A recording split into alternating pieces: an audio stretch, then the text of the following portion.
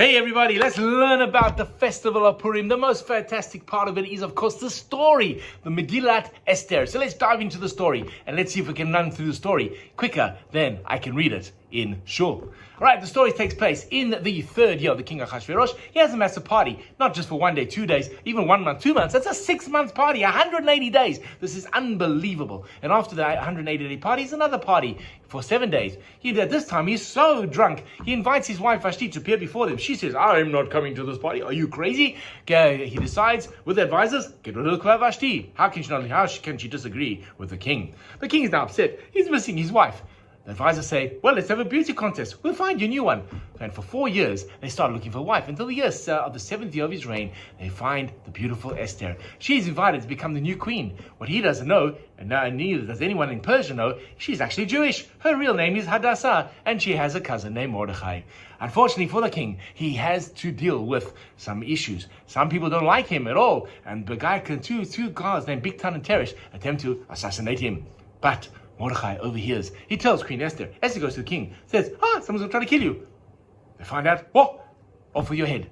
Bigtan and Teresh are zapped. The king is now a bit nervous, and he employs a new man.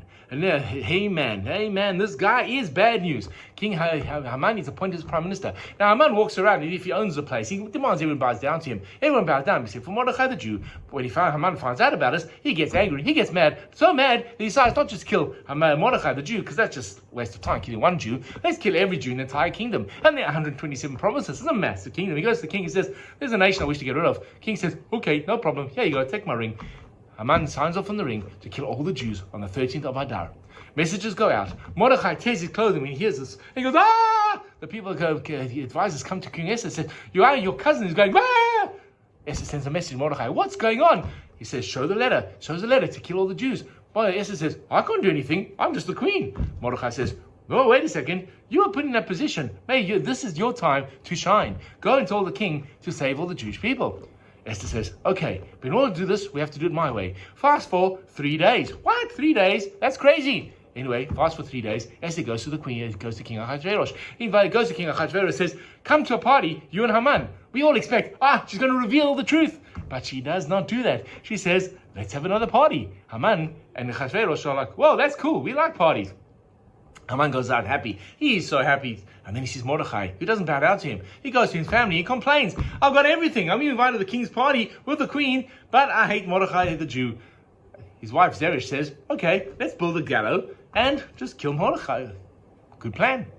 That night, the king can't sleep.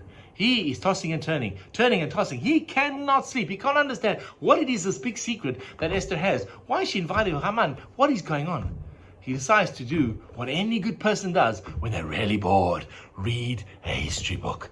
So reading the Chronicles, and he learns about Bigtan and Teresh, and finds out that Mordechai was never rewarded for him saving the king. At that moment, Haman arrives. He wants to kill Mordechai, but before he can tell the king about it, king asks him, who should I honor? What should I do for them?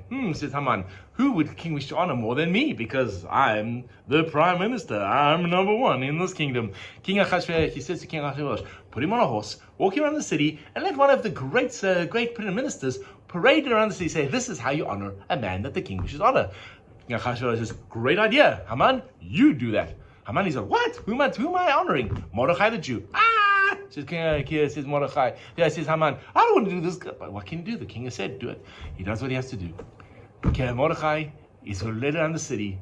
Haman saying, this is how you honor a man. Everyone's looking at him, don't you hate this guy? Everyone's like, yeah. Okay. Anywho, Mordechai goes back to his town. Haman is brought to the palace for party number 2. And at party number 2, Queen Esther accuses someone of trying to murder her. The king is shocked. Who would try and murder the queen? To which Esther says, that guy, Haman. Haman goes, not me. I wouldn't do such a thing. Achashverosh says, hang him. They hang Haman. End of the Haman story. Mordechai is now appointed new prime minister. Life is good, it's fantastic. Until they find out that the decree to kill all the Jews is still in effect. They go to King Achashverosh and say, your majesty, we have to cancel the decree. The king says, I can't cancel any decree, because if I cancel the decree, what will people say about all of my other decrees? The king makes a decree and changes his mind. You can't cancel the decree.